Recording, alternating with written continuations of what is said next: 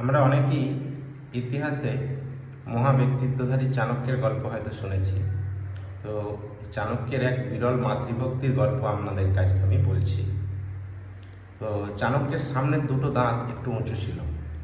তো এক জ্যোতিষ চাণক্যকে দেখে বিচার করে বললেন যে এটি রাজলক্ষণ, এই ছেলে একদিন রাজা হবে। তো এই কথা শোনা মাত্র চাণক্যের মা চাণক্যকে বললেন যে বাবা চাণক্য, তুমি তো রাজা হবে, আর রাজা হয়ে তোমার যখন ধন দৌলত সম্পত্তি হবে, তুমি যেন মাকে ভুলে যেও না।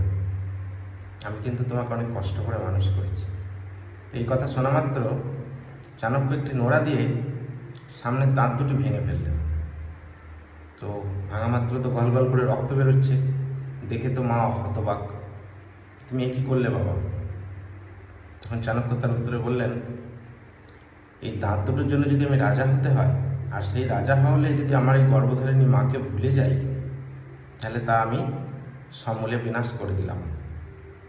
চাণক্যের মাতৃভক্তি একটি বিরল দৃষ্টান্ত রেখে গেছে।